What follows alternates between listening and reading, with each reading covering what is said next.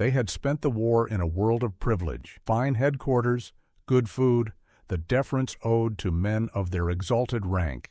Even as their armies crumbled and their cause collapsed, the senior commanders of the defeated regime carried with them a deep assumption, bred into them over a lifetime of command, that they were entitled to comfort, to dignity, to the special treatment befitting their station. So when captivity came, many of them expected it to be a genteel affair, comfortable quarters, respectful treatment, the privileges of high rank preserved even in defeat. And then they encountered the reality of General George S. Patton, a man who had walked through the wreckage of what their war had wrought, and who had no intention of providing them with the luxury they imagined was their due. This is a story about the collapse of privilege, about what happens when men accustomed to special treatment discover that the world that granted them that treatment has vanished. It is a story about the difference between the status these men claimed and the accountability they actually faced, and about a commander who understood that defeat should mean defeat,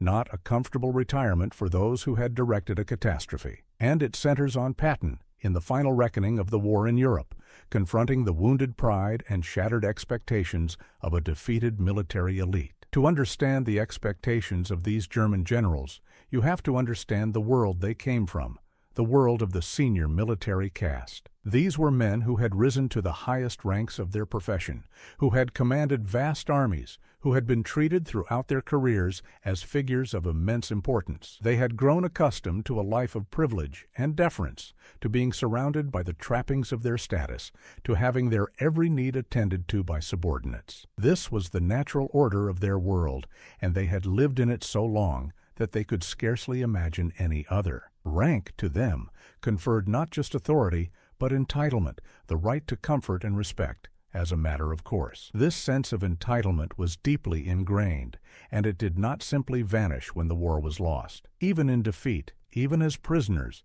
many of these generals expected that their rank would continue to command special treatment. They anticipated, perhaps, that captivity would be a dignified affair appropriate to their station, that they would be housed in comfort, treated with respect, and spared the harsher realities that ordinary prisoners might face. They imagined, in essence, that even in defeat they would remain a privileged class, that the deference owed to their rank would survive the collapse of everything else. It was an assumption rooted in a lifetime of privilege, and it was about to collide with a very different reality. That reality was shaped in significant part by what the war had actually been and what it had cost. These generals had not been mere bystanders to the catastrophe. They had been the commanders who directed the armies, who executed the strategies, who played central roles in a war of immense destruction and, in many cases, in the terrible crimes that accompanied it. Whatever they might tell themselves about being honorable soldiers simply doing their duty, the reality was that they bore significant responsibility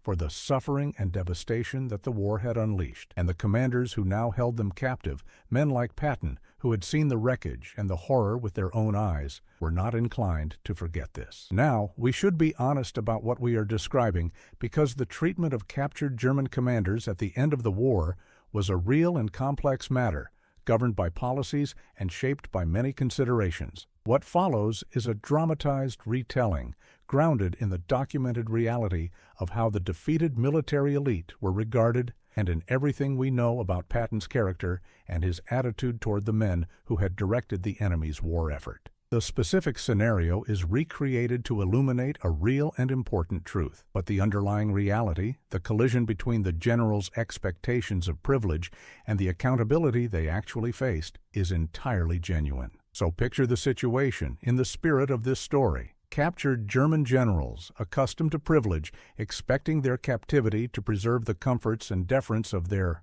rank. And Patton, the hard-driving American commander, who had no patience for their pretensions and no intention of providing them with the luxury they imagined was their due. The collision was inevitable. Patton was not going to treat these men as a privileged class, deserving of special comfort. He was going to ensure that they understood, in concrete terms, that their world of privilege had ended, that defeat meant defeat, and that they would face the reality of their situation without the cushion of the special treatment they expected. When Patton, in the spirit of this story, denied these generals the luxury cells and comfortable treatment they anticipated, he was making a profound statement about the relationship between status and accountability. The generals believed that their rank entitled them to special treatment, regardless of the circumstances. Patton understood something different, that with high rank came high responsibility, and that the men who had directed a catastrophe could not expect to escape its consequences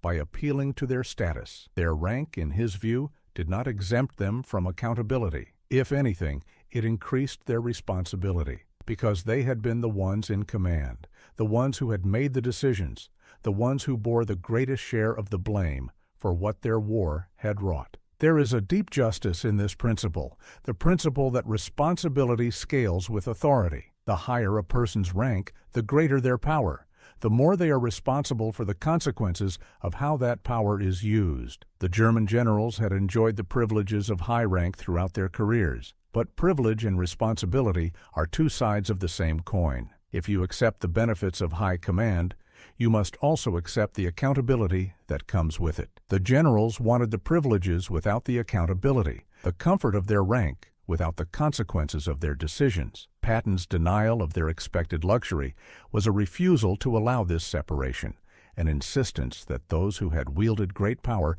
must answer for how they had used it. Consider the psychological dimension of this for the generals. Their entire identity had been bound up with their status, with the privileges and deference that came with high rank. To be denied these things, to be treated not as a privileged elite, but as defeated men facing the consequences of their actions, was a profound blow to their sense of self. It told them that the world that had granted them their privileged status was gone, that they were no longer the important figures they had been, that their rank no longer shielded them from the harsh realities of their situation. For men whose self-image had been built on privilege and deference, this reduction to mere defeated prisoners, accountable for their actions, was a humbling of the most fundamental kind. And there is a further dimension of justice in the contrast between the generals' expectations and the suffering their war had caused. While these generals expected comfortable cells and respectful treatment, countless people had suffered and died as a result of the war they had directed. Soldiers had perished in vast numbers. Civilians had endured unimaginable hardships. The victims of the regime's crimes had suffered horrors beyond description.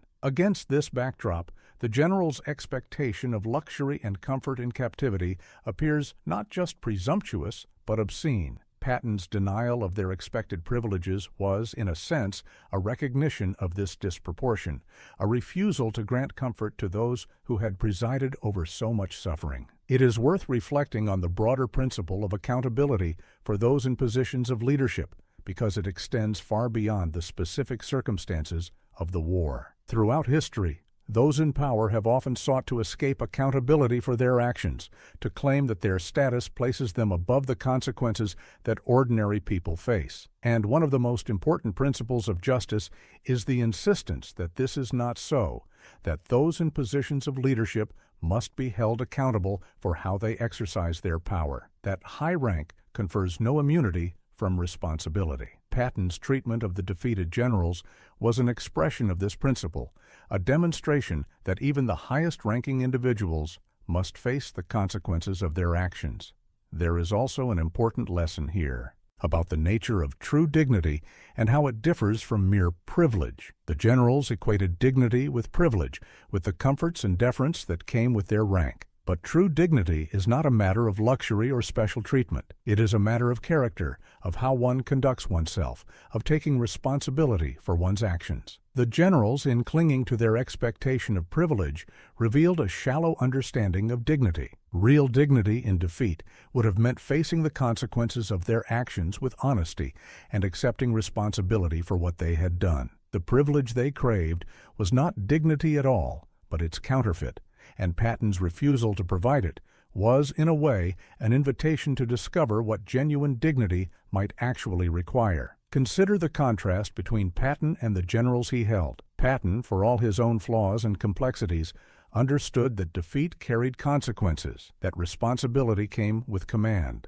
that those who had directed a catastrophe could not expect to escape its reckoning. The generals, by contrast, sought to preserve their privilege, to escape accountability, to maintain the comforts of their rank even in defeat. This contrast illuminates a fundamental difference in understanding between those who accept that power entails responsibility and those who seek the benefits of power without its burdens. Patton's insistence on accountability was both more just and more honest than the general's expectation of privilege. It is worth considering the significance of this principle in the context of the war's conclusion and the reckoning that followed. The denial of special privilege to the defeated generals was part of a broader insistence that those responsible for the war and its crimes would be held accountable. This insistence found its fullest expression in the trials that followed, where the surviving leaders of the regime were called to answer for what they had done. The principle that high rank conferred no immunity from accountability,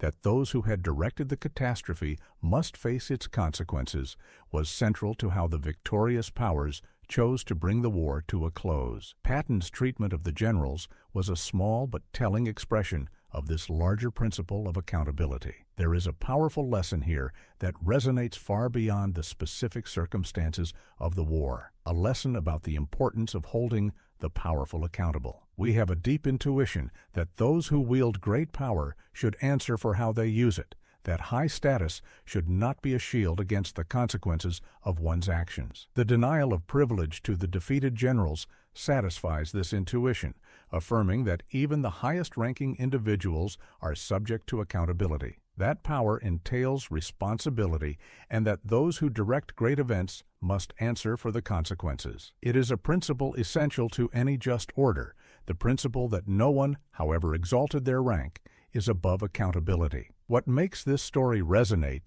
is the satisfying justice of seeing unearned privilege give way to deserved accountability. We have all seen, in various contexts, those who expect special treatment by virtue of their status, who believe that their position exempts them from the rules and consequences that others face. And there is a deep satisfaction in seeing such expectations confounded, in seeing the principle affirmed that status confers no immunity from accountability. The story of the defeated generals and their shattered expectations of luxury is a powerful expression of this satisfaction, a demonstration that defeat should mean defeat, and that those who wielded great power must answer for how they used it. By the time the war ended, the defeated generals who had expected comfortable captivity had been confronted with a different reality, one in which their rank conferred no special privilege and in which they faced accountability for their actions. The world of privilege they had known was gone, replaced by a reckoning in which their status offered no protection. The expectation of luxury cells had given way